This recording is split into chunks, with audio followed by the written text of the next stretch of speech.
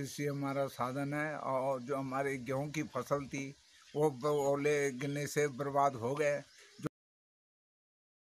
ज़्यादा ओला बारिश पड़ने के कारण हमारे ग्रामीण क्षेत्र में खेती बर्बाद हो चुकी है। हमने सरकार से मांग है हमारी कि किसानों को उचित मुआवजा मिले और साल भर के लिए जो गाय के लिए ईंधन होता था वो बारिश पड़ने के कारण ईंधन पूरा नष्ट हो।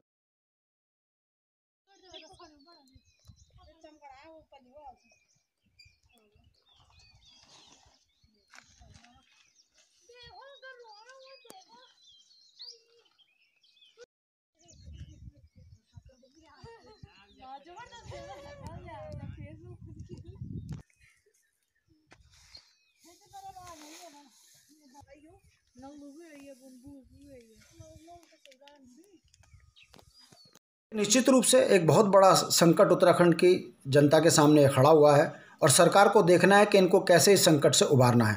देखो, अन्य राज्यों से जो लोग आए हैं, लगभग 60 से 70 हज़ार लोग ऐसे हैं जो अन्य प्रांतों से उत्तराखंड में वापस रिवर्स प्लान करें हैं।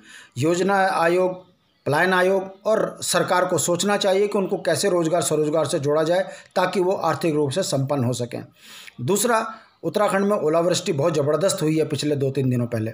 ऐसे में किसानों की फसलें ख़राब हो चुकी हैं। अब किसान को आर्थिक पैकेज की ज़रूरत है, फसलों का मुआवजा सरकार को देना चाहिए। तीसरी बात, उत्तराखंड के अंदर कर्मकांडी ब्राह्मण बहुतायत स्वरोजगार करते हैं। पिछले 40-45 दिनों से वो बेरोजगार हैं। उनके घर में भी आर्थिक पैकेज की ज़रूरत है, सरकार को उनका भी ध्यान देना चाहिए। यदि सरकार ऐसा नहीं करेगी तो निश्चित रूप से जो ब्राह्मण समाज है वो बेरोजगार हो चुका है, वो उसके परिवार की स्थिति बड़ी ख़राब है।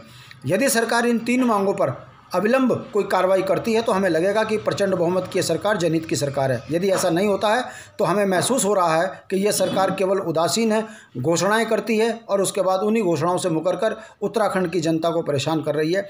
आपसे मेरी पुनः विनम्र निवेदन है कि माननीय मुख्यमंत्री जी, आप इन बिंदुओं पर ध्यान दें। किसानों को मुआवजा दें जिनकी फसलें खराब हुई हैं, जो रिवर्स पलायन करके लोग आए हैं उनको रोजगार स्वरोजगार से जोड़ने की नीति बनाएं, और जिस तरीके से ब्राह्मण समाज आज बेरोजगार हुआ है उनको आर्थिक पैकेज देकर उनके परिवार को सुरक्षित करने की आप घोषणा करें। यदि आप ऐसा नहीं करते तो निश्चित रूप से उत्तराखंड सरकार जो है इस समय पर जो है काफ़ी संकटों से घिरी है। 22 में इसको इसका जवाब देना पड़ेगा।